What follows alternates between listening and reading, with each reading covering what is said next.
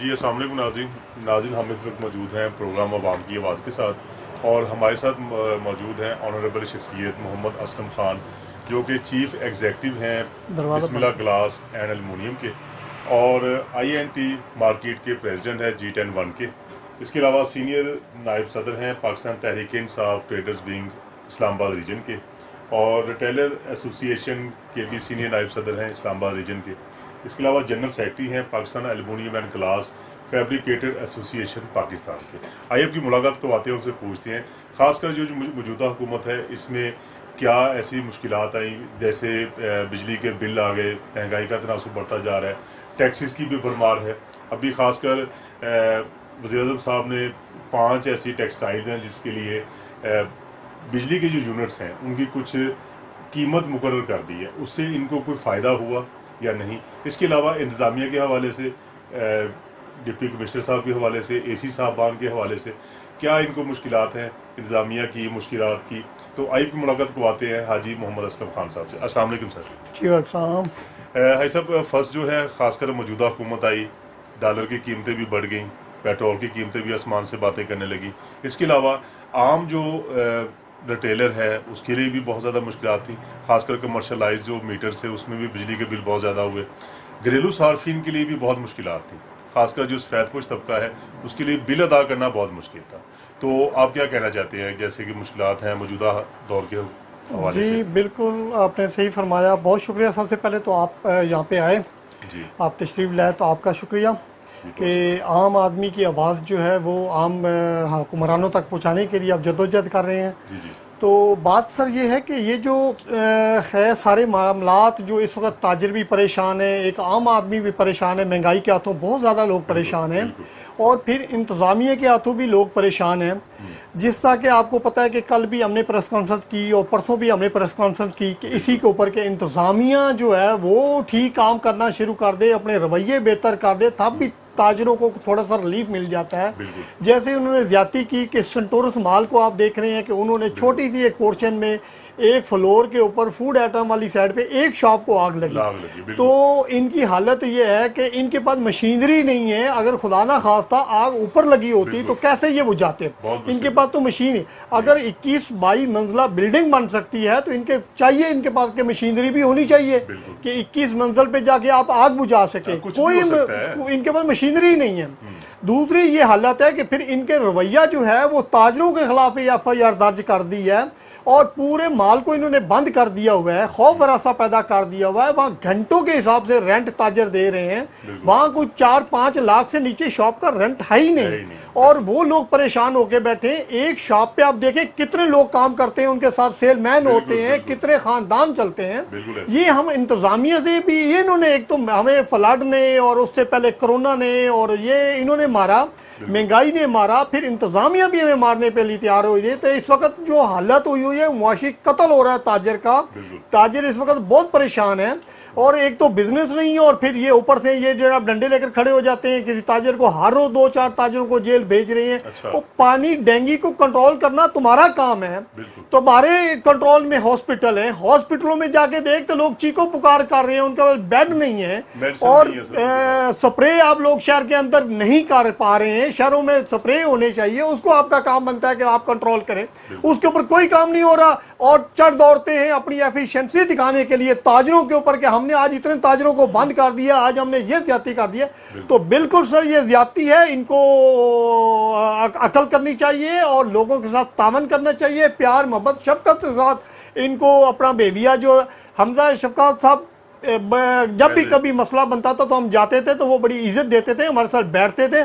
तो मैं समझता हूँ कि खान का जो दौर था, इमरान खान जब वजीर आजम थे तो उन्हें तमाम इन अफसरान को हदायत की हुई कि खासकर आवाम के आसानियाँ, जैसे कोरोना आया था तो आप खुद देखें कि हमारी मुल्क की इंडस्ट्रियां चलती रहीं और दुनिया की इंडस्ट्रियां बंद हो गई, हमारे लोगों को रोजगार मिलता रहा। यहाँ ये हालत हो चुकी है कि ये आए हैं जालिम और इन्होंने आते ही इन्होंने इतनी इंतहा कर दी है कि ताजर भी परेशान, आवाम भी परेशान, और पेट्रोल, डीजल, बिजली, गैस, तमाम चीज़ों को रेट बढ़ा दिया है। ये सस्ता करने के लिए आए थे, जिसके ऊपर ये तब्दीली लेकर आए थे। इन्होंने कहा था कि हम इमरान खान सस्ता नहीं कर पा रहा, हम महंगाई के खिलाफ इन्होंने धरने भी दिए थे। तो इन्होंने हाला बाकी ये जो अभी इन्होंने कर दिया, पूरे शहर में मेन रोड आप देखते हैं कि खौफ वरास पैदा हुआ है, कंटेनरों की भरमार मार दी है। कोई रोड नहीं जहाँ पे कंटेनर ही कंटेनर है। अभी कॉल तो उसने दी नहीं है, वो कब महीने बाद आना है, नहीं आना, जो भी है।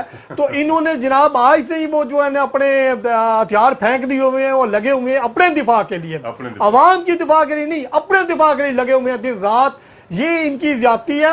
मैं समझता हूं कि कोई हुक्मरान कामयाब नहीं हो सकता जब तक वो अवाम में मकबूल ना हो, और मकबूल फैसले करने चाहिए ताकि अवाम जो है उसके साथ खड़ी होगी, तो फिर वो कामयाब होती है हुकूमत। वरना डंडे के जोर पे तो आपको पता है कई हमारे हुक्मरान आए और चंद दिन रहे और चले गए, नामो निशान नहीं रहा उन लोगों का। जो अवाम में मकबूल होता है, अच्छी काम करता है, तो फिर अवाम उसको हमेशा याद रखती है। लोगों के अंदर लोगों के लिए आसानियाँ पैदा करें और लोगों की आसानियाँ के लिए काम करें। तो ये हालत है सर। ताजिर बहुत परेशान है महंगाई के हाथों। बल्कि कल आपने देखा कि हमने डीसी साहब के खिलाफ मुजाहरा किया कि एसी का पानी गिर रहा है उसकी शॉप के बाहर, और उसने जाके उस ताजर को जनाब अडियाला जेल भेजा है। ये कहाँ का इंसाफ है? इंतजामिया का मामला हल करना होता है, ताजर को बुलाओ, मार्केट के लोगों को बुलाओ, मीटिंग करो, उनको कहो कि यार इस वक्त बीमारी फैल रही है और आप लोग हमारे साथ तावन करें। जहां पानी देखें आप लोग, ताजर उसके ऊपर उठ के काम करेंगे उसके लिए, लेकिन वो ताजरों को ही जाके जनाब उसके ऊपर चढ़ाई कर देता है। तो मैं समझता हूं कि ये बिल्कुल ज्यादती हैं।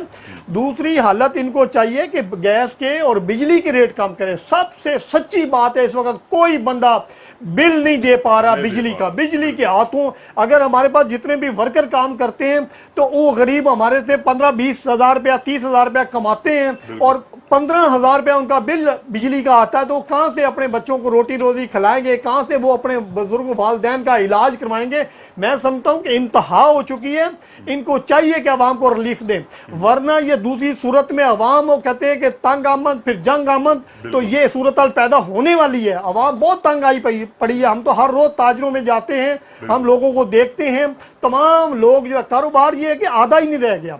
आप ये जो हमारे प्रॉपर्टी डीलर एसोसिएशन है उनके नुमाइंदों से आप मिले तो वो क्या कह रहे हैं? कोई दुनिया का ना कोई इन्वेस्टमेंट आ रही है बाहर से, ना कोई सेल कोई चीज हो रही है, कुछ नहीं। हर तरफ सन्नाटा छाया हुआ है, जिसकी वजह से आम बंदे का कारोबार। मटीरियल आप लोगों ने सीमेंट के रेट कहाँ पहुंचा दिए, सरिये के रेट कहाँ पहुंचा? आज से 4 साल पहले, 4 साल पहले सरिये का जो 70 रुपए पर केजी रेट था सरिया, आज वो 200 से ऊपर चला गया हुआ है। कहाँ से लोग घर बनाएंगे? लोग घर नहीं बना रहे हैं। कोई आपकी कंस्ट्रक्शन का काम नहीं हो रहा मुल्क के अंदर।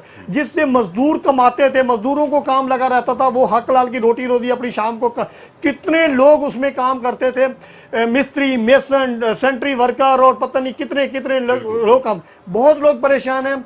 ऊपर से ये हमारे कंट्रोल नहीं है। हमारी जो प्राइस कंट्रोल कमेटियां वो कुछ काम नहीं कर रही हैं, और ना ही को ऊपर बैठ के इंतजामिया या ऊपर। मैं समझता हूं कि एक हमारा अदारा है जो कंपटीशन कमीशन एक अदारा है, कितने हजारों की तादाद में उनके जो ऑफिसर हैं, लेकिन वो कुछ काम नहीं कर रहे हैं। फैक्ट्रियां का मनमानी रेट वो खुद बढ़ा। इनका काम बनता है चेक एंड करें, उनको चेक करें, चेक एंड बैलेंस करें कि ये कोई नाजायज मुनाफे की तरफ तो नहीं जा रहे, मुनाफड़ी करके तो नहीं जा रहे। लेकिन हकीकत है मैं आपको बता रहा हूं कि ये मुनाफड़ी करके इस वक्त जितना कोई सरिया बढ़ रहा है, एल्यूमिनियम बढ़ रहा है, शीशा बढ़ रहा है, ये मोनोपोली करके बढ़ाते चले जा रहे हैं। और जिसकी वजह से हर रोज हर चंद दिन बाद इनकी रेट लिस्ट नहीं आ जाती है, जिसके ऊपर कौम बहुत परेशान है, लोग बहुत परेशान हैं, हम ताजिर बहुत परेशान हैं। हर रोज की जो हमारी सेल लाखों में होती थी वो अब हजारों में चली गई है, जिसमें दुकानों के अखराजात निकालना मुश्किल हो गया। तो बहुत हम लोग परेशान हैं सर। इसके लिए आपकी तो से मैं हुक्मरानों तक अपनी आवाज़ पहुँचाना चाहता हूँ कि कुछ अवाम का सोचें, खुदा का खौफ करें, गरीब आदमी का सोचें। फ्लड की तरफ आप किसी शहर में चले जाएं, फ्लड कितना दुनिया ने हमारे साथ तावन किया, पूरी दुनिया से फ्लड आए, यहाँ कितने लोगों ने फंड के लिए, तो वो गरीब जिस आप चले जाएं इलाके में फ्लड वाले, वो कहते हैं हमारे तक कोई फंड नहीं पहुंचा। और खुदा के लिए अपने गोदाम ना भरें, ये जाया हो जाने हैं, इनको आग लग जानी है, ये जल सड़ जाने हैं, आवाम तक पहुंचाएं ताकि गरीब आदमी उससे खुशहाल हो। तो बहुत परेशानी है इस वक्त जहाँ फ्लड वाले इलाके हैं, उनके लिए काम करना चाहिए हुक्मरानों को। छोड़ दें इन चीजों को, सियासत को एक साइड पे रख दें, रात दिन वहां पे जाके काम करें ताकि लोगों में जाएं, लोगों में मकबूल हो, लोग आपके साथ खड़े होंगे फिर, लेकिन अल्लाह भी राजी होगा जो आपकी जिम्मेवार। कैसा दौर था हमारे सहाबा का, एक कुत्ता भी उन्होंने कहा कि अगर भूख से मर गया तो मैं उसका जिम्मेवार होऊंगा। तो हमारे हुक्मरान कैसे हैं कि लाखों की तादाद से लोग बिलख रहे हैं भूख से, परेशान है लोग, खाने के लिए नहीं है, बच्चों के लिए दूध नहीं है, मेडिसिन नहीं है, दवाई नहीं है, और ये टस से मस नहीं हो रहा है। कोई मुझे बताएं वहां फंड तकसीम होता हुआ किसी मेन सियासतदान को मुझे दिखाएं कि किसी कोई बंदा नहीं जा रहा। सिंध के अंदर भी यही हालत है और पंजाब के, वो तो डर के बैठे हुए हैं। तुम इतना अच्छे काम करते तो लोग तुम्हें मारते, तुम्हारे पीछे लग जाते, तो फंड देने के लिए वही नहीं जा रहे हो कि पीछे लोग लग जाते हैं तुम्हारे खिलाफ। खुदा के लिए इस खौफ से बाहर निकलें, लोगों की बात करें, लोगों के साथ खड़े हों, लोगों से हमदर्दी करें, लोगों को प्यार करें, लोग आपके साथ खड़े होंगे, उनका हक उन तक पहुंचाएं जो दुनिया ने आपको दिया है। वो आप अपने कारखाने भर रहे हैं, इंडस्ट्रियां भर रहे हैं, फैक्ट्रियां भर रहे हैं, गोदाम भर रहे हैं, वेयर हाउस भर रहे हैं, खुदा का खौफ करें, एक गरीबों का हक है उन तक पहुंचाएं। एक एक ताजर, अल्हम्दुलिल्लाह मैंने खुद 2-4 अदारों को फंड दिए, मैंने अपनी मार्केट से फंड जनरेट करके हमने वहाँ पे फंड पहुँचाए हैं। तो वहाँ पे जनाब इतने ज़्यादा लोग काम कर रहे हैं, आम बंदे काम कर रहे हैं, हमारी आम तंजीमें, हमारे मजहबी लोग, हमारे ताजर रहनुमा, वो सारे लगे हुए हैं इसके लिए, उनके लिए काम कर रहे हैं। लेकिन ये हमारे हुक्मरान कहीं नज़र नहीं आते, जिनके पास बाहर से फंड आ रहा है, पैसा आ रहा है, अशियाँ आ रही हैं, वो उन तक पहुंचाना चाहिए इनको।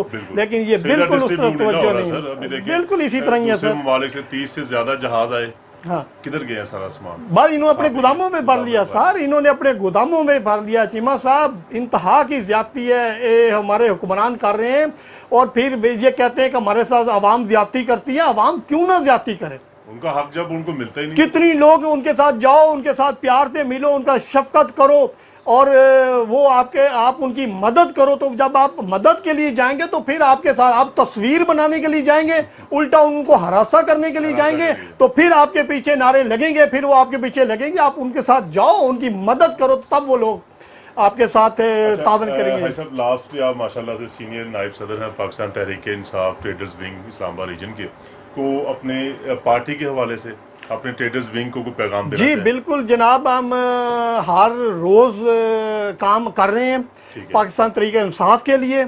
बंदा हमें अल्हम्दुलिल्लाह ईमानदार मिला है, जो आम बंदे की बात करता है, वो बड़े आदमी की बात नहीं करता। यकीन करें वो गरीब की, वो डेंटर की बात करता है, पेंटर की बात करता है, इलेक्ट्रिशियन की बात करता है, और सेंट्री वर्कर की बात करता है, वो आम मजदूर की बात करता है कि यार मजदूर मेरे जो हैं।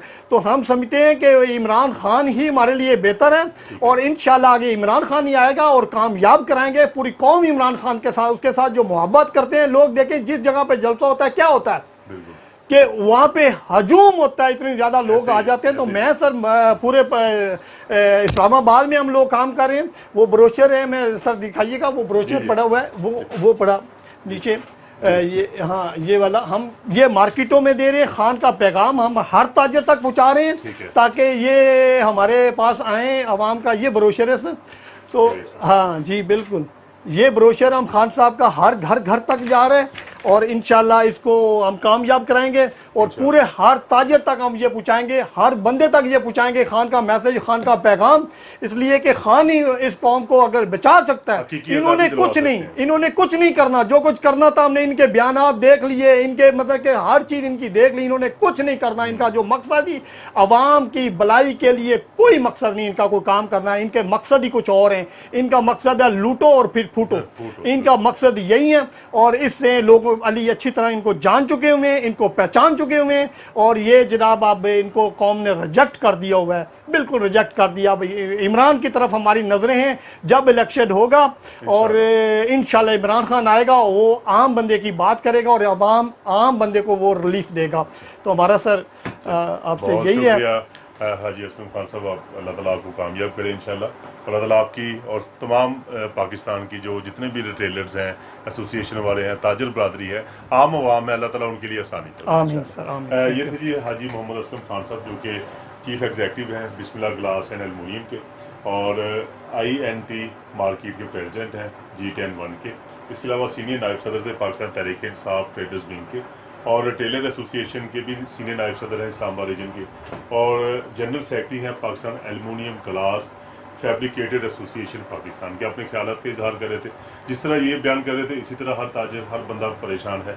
और कुछ ऐसे दोस्त भी हैं जो फ्रंट लाइन पे आना भी नहीं चाहते, एहतजाज भी नहीं करते, वो अल्लाह तवक्कुल हो जाते हैं कि यार चले शायद वो अच्छे दिन आ जाए, खासकर बिजली के यूनिट्स के हवाले से और टैक्सीज के हवाले से। दूसरी कंट्रीज़ में लोग टैक्स अदा करते हैं, लेकिन उसका उन्हें रिटर्न मिलता है। मेडिसिन उनको फ्री है, तालीम उनको फ्री है, लेकिन हम लोग टैक्स दे के नैब के जुर्म करवा लेते हैं, मुजरिम बन जाते हैं। इसी के साथ इजाज़त चाहेंगे। चौधरी ज़हीर चीमा कैमरामैन टीम के साथ, इस्लामाबाद।